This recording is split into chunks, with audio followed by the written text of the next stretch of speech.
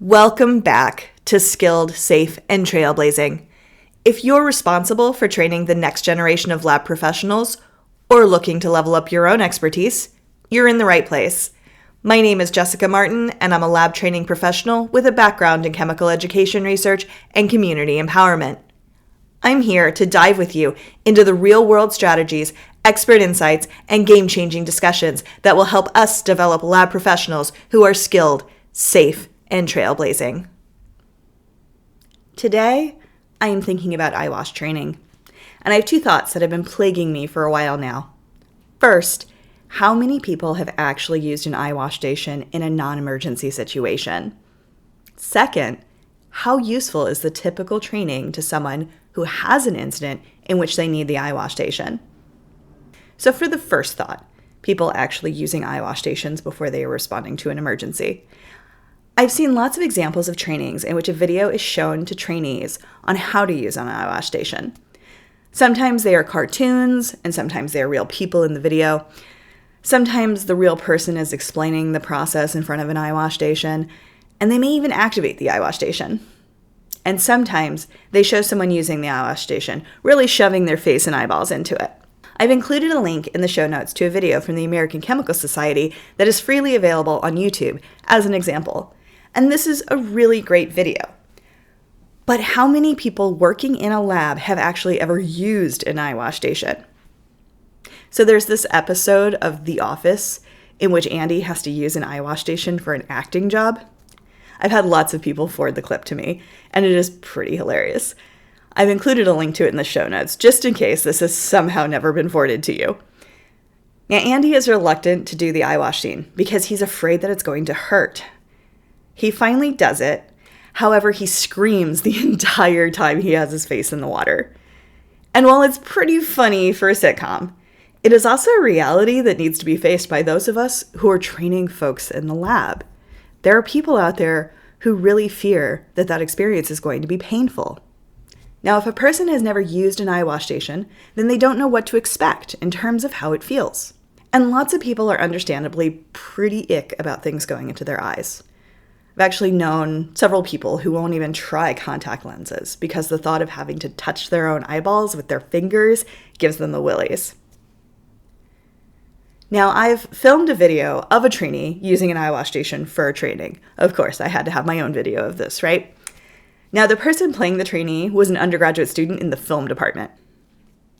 I had a few of these folks around that day as we were actually filming lots of different scenes within the lab. I told this group what I was intending to do and asked if anyone was comfortable with being the person to use the eyewash. Now, if no one was, I had an alternative plan. However, I had one brave soul who said, "Oh, whatever, I'll do it." I paid her extra. Since this was a video, there were multiple takes, so she got plenty of experience with using an eyewash station that day.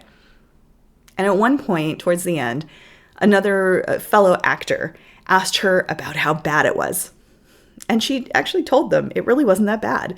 Aside from getting wet, the water was actually gentle and felt kind of good on her eyes. It dawned on me in that moment, how many lab workers know that? How many lab workers are imagining a much worse experience because they've never actually stuck their faces in an eyewash? And the wild thing is that proper maintenance of eyewash stations, according to ANSI, requires that you activate them on a weekly basis. If you have questions about this standard, check out the link to an article from the Lab Safety Institute in the show notes.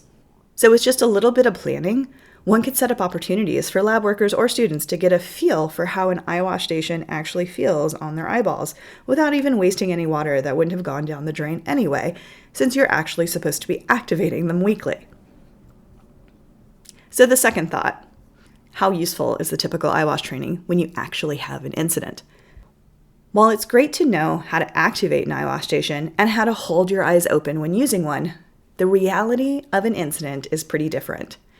If you get splashed in the eyes with something that necessitates the use of an eyewash, your eyes are probably painfully burning. Also, your vision is likely obscured, or you are closing your eyes to prevent any more of the offensive fluid from getting in.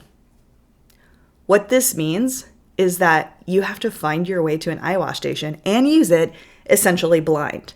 Now, eyewash stations are generally designed this way, That's why there's a pretty big handle that you actually have to push in order to get it to flow, and that it doesn't require constant pressure from somebody once it's been activated. But you still gotta get there. In a conversation I had years ago with a PI in academia, he told me that this exact thing happened to him early in his career, back when he was still a graduate student. He was splashed in the eyes with a corrosive fluid. And while he wasn't working alone, in that particular moment, he did happen to be alone in the lab. Now, time is critical in a situation like this. So even waiting for someone to come back from the bathroom or something feels like eons. He realized that he did know where the eyewash station was only because of something else that had happened very recently, not because it was built into his training. He used his hands to feel his way to the eyewash station and was able to activate it and rinse out his eyes before his lab mate even returned. Now, while all ended well, it made him think about practical training. After establishing his own lab as a PI, he decided to make the experience of finding an eyewash station in the lab while blinded a part of his lab-specific training. This type of training has an added benefit of emphasizing A, the importance of not blocking the eyewash station with items, and B, the importance of good housekeeping, in case you need to run your hands along a bench while your vision is obscured one day. I also thought of the situation when I was filming that eyewash training video I mentioned earlier. In my case, I set up a scene where there was another student nearby. These trainings were for students doing coursework in teaching labs, so this was entirely reasonable to assume that there would always be someone nearby. After the trainee gets splashed in the eyes, I had another student quickly lead them to the eyewash station. The helper also reminds the injured trainee to hold open her eyes while using the eyewash.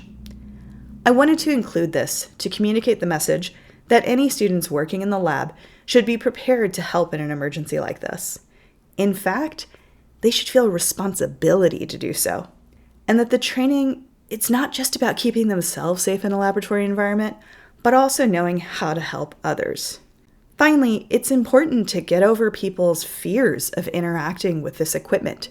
This equipment is there for you to use in these emergency situations. And this emergency situation may not feel like an emergency after the fact because you just doused your eyeballs in water for a while and then you were fine.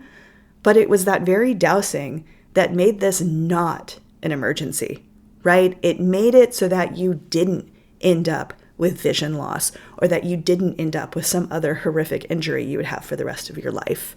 That's what this equipment is for.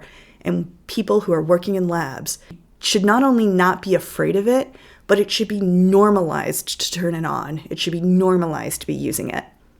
So I'm curious to know if any of you all listening have set up anything to intentionally allow new lab workers or students to practice using an eyewash station. And when training, do you include anything about what the experience of being splashed in the eyes with a corrosive agent will be like? You may not be able to include the burning, but at least the idea of vision being obscured or them being blinded in some way. And if you haven't done any of these things, what is stopping you from doing so?